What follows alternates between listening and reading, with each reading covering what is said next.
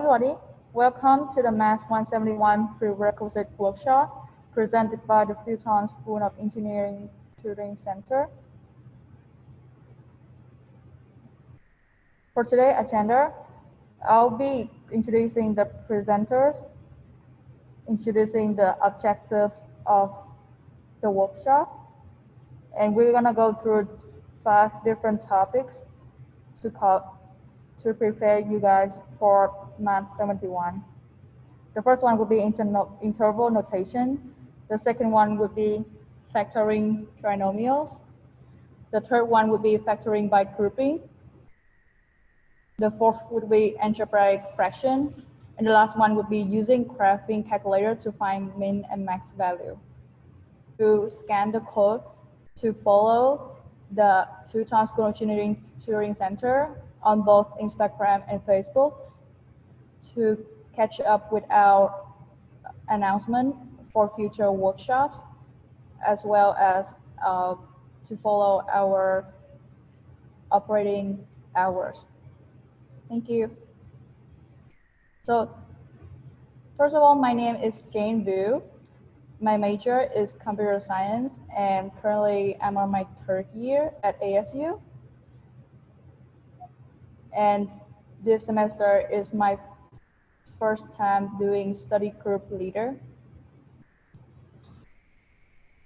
The purpose of today's workshop is to help you guys distinguish parentheses and bracket while finding interval. The second thing would be factoring polynomials, and then apply basic functions on algebraic fractions. The last one would be use graphing calculator to find minimum and maximum value of a function. So first of all, coming to interval notation. Interval notation is a method of writing down subsets of real number. When you have many sets, you use the symbol U, as in union, to show groups of intervals. Parentheses, as the symbols show on the slide, are used to indicate an endpoint of the interval that's not included. Brackets, which shows an endpoint of the interval that is included. So for a proof summary, you have the first line. If x is larger than a, you use the parentheses as for interval, because now a is not included in our range. We only count the number those real numbers that are larger than a to infinity. And since you don't know the largest number is, there's also no bracket behind the infinity sign too. So on the first row, there's only parentheses. The same thing happened for the second row when x is smaller than a. So now your range is from negative infinity to those real numbers that are less than a but not a. And for the third one, now you have x larger or equal to a. So the first number start with a, so we can use bracket right here, and it goes beyond to infinity. That happens the same as row number 4, when x is less or equal to a. It goes from negative infinity to exact a. Now, when our range is in the middle of 2 numbers, a and b, but the endpoint a and endpoint b is not included, you also only use parentheses. But if an endpoint is included, like the next row, when x is larger or equal to a but less than b, then you use the bracket to indicate that in your range, a is included. The same thing happened for the next row too, when now a is not included, but b is. So you use parentheses for a, but not for b, because now b is included, so you use bracket. And for the last row, now x is larger or equal to a and also less or equal to b. Both of the endpoints are included in our range. So we use bracket on both sides. So this is a problem that I created to help you guys practice with interval notation. I need you to take a look at the number line, see the parentheses and bracket, and show the sets of the number line using interval notation. Now we come to the problem solution. Looking on the number line, there would be two sets because we have a parenthesis opening, a bracket closing, and then a bracket opens again, and ending with a parenthesis. So now our first set of interval would start with the real number larger than 1 but not including 1 up until 3, and 3 is included. Our second interval would start with 5 included and up on the way to all the, including all the real numbers larger than 5, less than 7, but not including 7. Now, to join two of the sets we just found, we will use the union symbol. So the answer would be, coming to the second topic, which is factoring trinomials. Trinomials can often be factored as a product of two binomials. For example, a desired factor form for a trinomial with leading coefficient equal to 1, as is mean a equal to 1, would be x plus or minus some number multiple for x plus minus another number. And during this section, I will use the keyword GCF, which stands for greatest common factor. There are steps that you can follow while factoring trinomials. The first one is actually rewriting the middle term as in a form of tx plus zx, such that t plus z equal to b, and t multiple for z would be equal to a multiple for c. Now that you have 4 terms, you can factor out the GCF from each pair. And then when you have a common factor from each side, you can continue factor out that common factor. Now, one example could be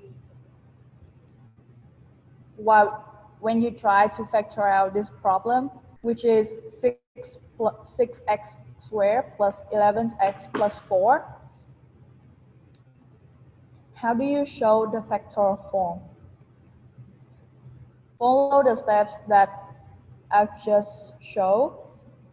You have your form written as a equal to 6, b is equal to 11, and c is equal to 4. Now that you need to split out the middle term, how do you know which number would be t and which number would be z? As I've mentioned, t multiple for z would equal to a multiple for c. So as a equal to 6 and b and c equal to 4, 6 multiple for 4 is 24. And if you write it out on your draft paper, 1 times 24 is 24, 2 times 12 is 24, 3 times 8 is 24, and then 4 times 6 is 24. If you go further, then we'll go back to 8 times 3 is 24. So as we have now 4 options, we also need to decide which one that when it's adding together will equal to b again, which is the third one. When 3 plus 8 equal 11, which is b. So that would be our choice. Therefore, t is equal to 3 and z would be equal to 8. Now for the second step, you need to factor out the GCF from each pair. Now that we have 4 different terms, as you can see, for the first and the second term, you can take out number 3, as well as for the third and fourth term, you can take out number 4, which leads us to, oh, I'm sorry, on the first and the second term, you can take out both 3 and x. So the answer would be 3x multiple for 2x plus 1 plus 4 times 2x plus 1. Now that we see on each side, we have a common factor, 2x plus 1. I made a mistake right there. I didn't write 2x in the parentheses. Excuse me. You continue to factor out that common factor, which leads us to the final answer, 2x plus 1 times 3x plus 4, and that's our final form.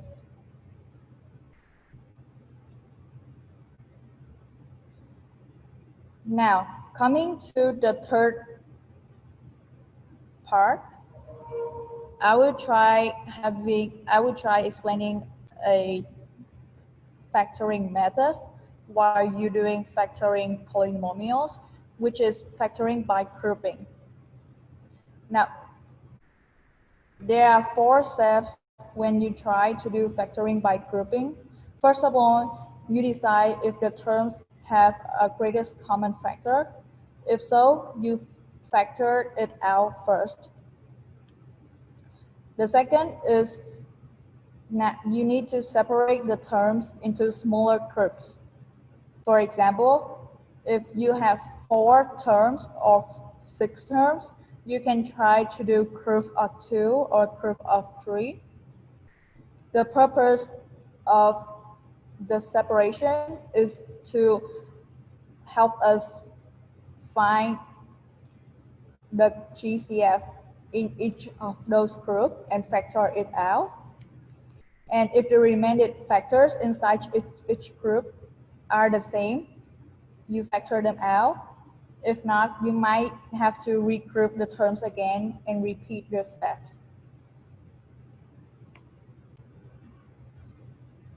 Again, coming with a problem, now we need to show the factor result of 4x squared y plus 2xy plus 2x plus 1. Okay, coming to the first step, decide if the terms have a GCF. You can take a look and then see that it doesn't have a common factor for the own 4 terms. If there's only 3, if there's only the first 3 terms, you can factor out 2x, but with 1 included, you cannot factor anything. So the answer would be none. So sometimes you know that you can, the first step, you don't need to do anything on the first step. But now for the second step, which is separate the terms into smaller groups.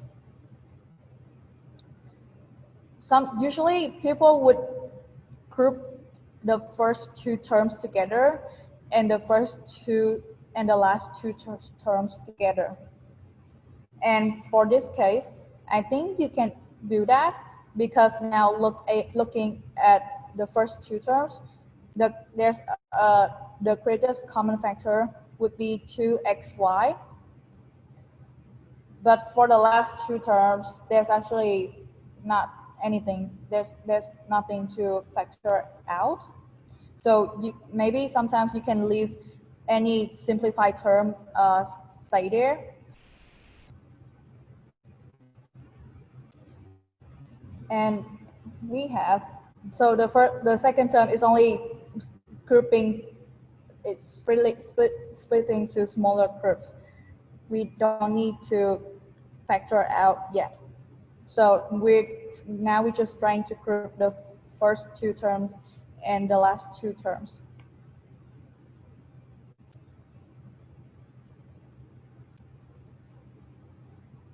And now you can factoring out the GCF on each group. So the answer would be 2xy multiple for 2x plus 1 plus 2x plus 1. So it's very clear that on each side you have the common factor 2x plus 1. And since the remaining factors inside each group are the same, also factor them out to get the final answer, which would be 2x plus 1 times 2xy plus 1.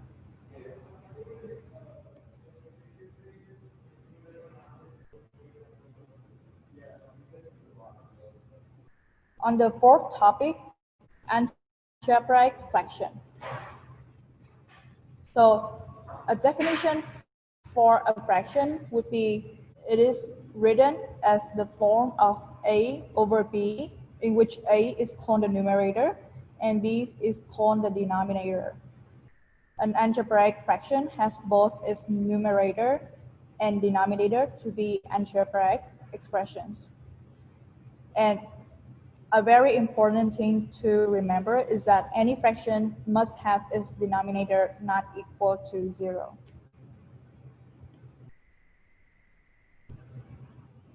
So we'll practice applying basic operation on algebraic fractions. The first thing would be algebraic fraction addition problem. Now we were given 3x over 4x squared plus 1 plus 2 over 5x plus 7. So first thing first, you need to find the domain for the problem so that no denominators could be equal to 0. In this case, on the first denominator, since x squared would always be larger or equal to 0, 4x squared plus 1 would definitely be larger than 0. On the second denominator, you have 5x plus 7. If 5x plus 7 is not equal to 0, it means 5x would not equal to negative 7, which means x is not equal to negative 7 over 5. In that case, we have x belongs to the domain of negative infinity to negative 7 over 5. Since negative 7 over 5 is not included, we would use parentheses instead of brackets. And also, using the union to combine with the sets from numbers, real numbers larger than negative 7 over 5 to infinity.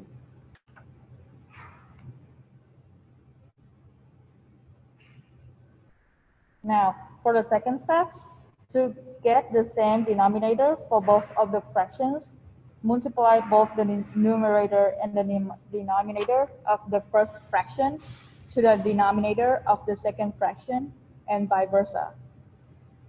This is because for a fraction, if you multiply both the upper and the bottom for a number, the fraction would not change in value.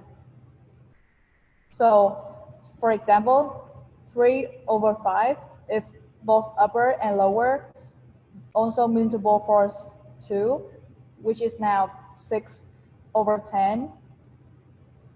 6 divided by 10 also equal to 3 divided by 5, so there's no change in value. Now, since the denominator is the same, you can add the numerator together. So that means, and keep the common denominator.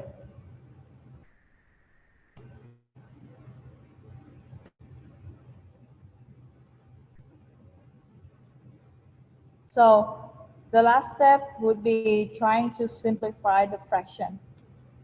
In this case, what I've did is multiplying the factor 2 was inside the parentheses on the numerator. So you get 15x squared plus 21x plus 8x squared plus 2. And adding all the x squared together, you got the 23x squared plus 21x plus 2 over 4x squared plus 1 times 5x plus 7. So sometimes the teacher would, if the numerator can be factored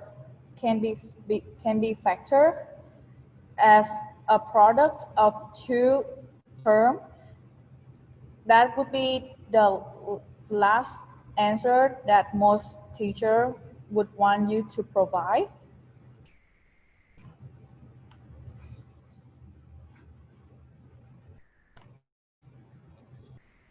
And this slides show the steps that I've been introducing for the past 4 slides. So first, find the domain of the problem so that the denominators could not be equal to 0. The second is that you want the fractions to have a common denominator. And the third step would be adding the numerators together, but keep the common denominator.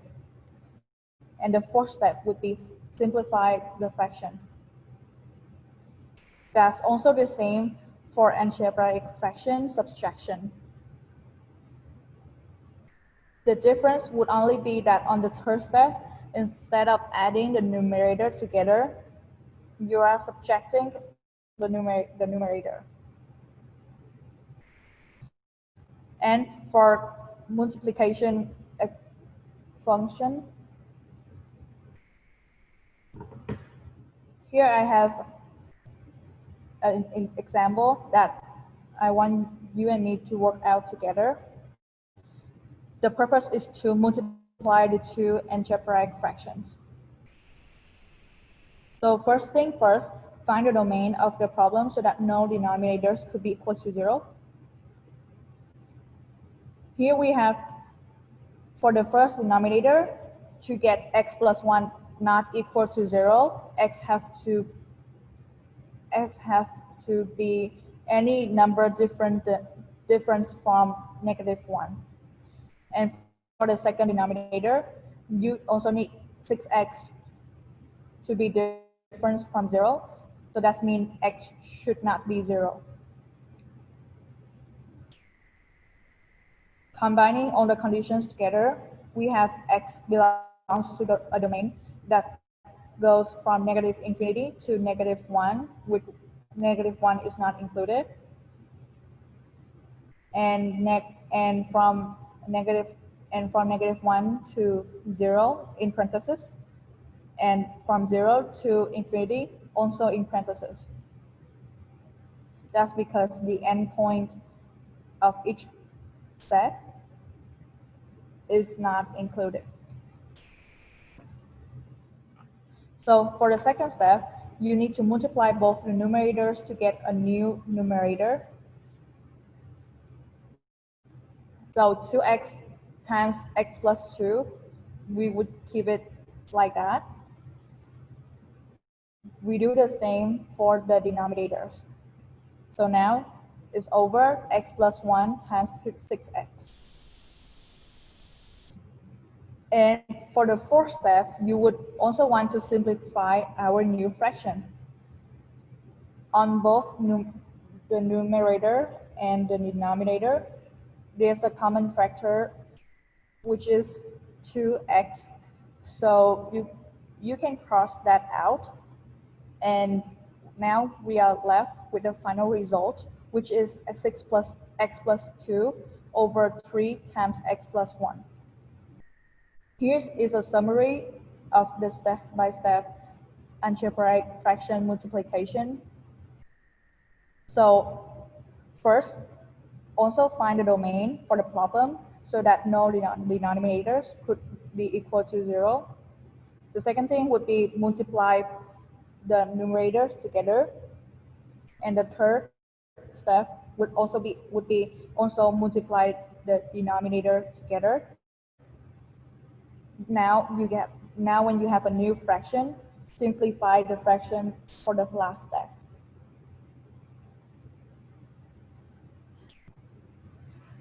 So multiplication and division is pretty similar to each other. For division operation, the only difference would be the first step. You need to invert the second fraction before, and then you switch the division sign to multiplication, so that now we can treat our problem as a multiplication equation. So, for example, if you have 2 over 3 divide to 3 over 4, you need to invert 3 over 4 and change the division symbol to multiplication number symbol, which means now you have 2 over 3 multiplied for 4 over 3. And you treat the problem now as the same as multiplication problem. The last topic I want to cover today is using graphing calculator to find minimum and maximum value. For example, you have a function x squared plus 2x plus 1, and you are asked to find the maximum or minimum value of the function. Now first, on the graphing calculator, it can be Texas Instrument 83 or 84 or 84 plus CE. On the first row, press Y equal on the top left corner of the calculator. Now there would be a series of Y1, Y2, Y3. So since now the example, we only do one function, you put in the function after Y1 equal. On the same row that I show you, and to the right of the calculator, there would be a graph button. Press on it after you put in the function to see the graph. Now, what kind of graph do you see? For the given function, you will see a positive variable. To find the minimum value, press the combination second plus trace. Now, you are given a lot of options, but choose option number 3, minimum. This is because for a positive variable, the curve is open on to the positive side of the y-axis. and the top of it, the top of the parable would be its minimum value.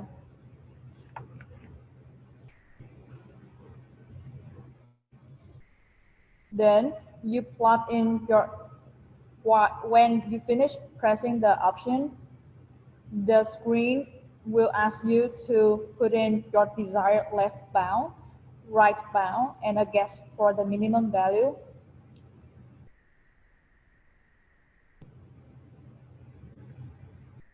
For the last step, the calculator will now give you the coordinates of the function minimum value with x and y. So for the given function, the vertex of it will show on the screen as x equal to -1 and y equal to 0. And that's all I would want to cover for today's workshop. In summary, we have go through interval notation, and I'll show you how to distinguish the uses of parentheses and brackets. The second part is factoring polynomials.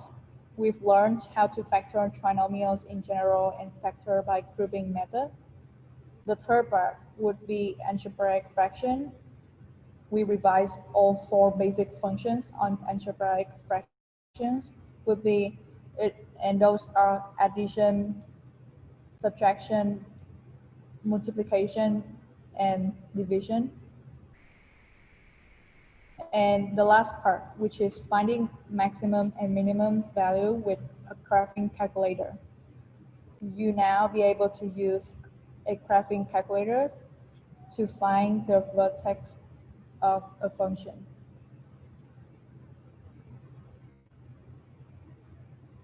Thank you so much for coming or listening to our workshop.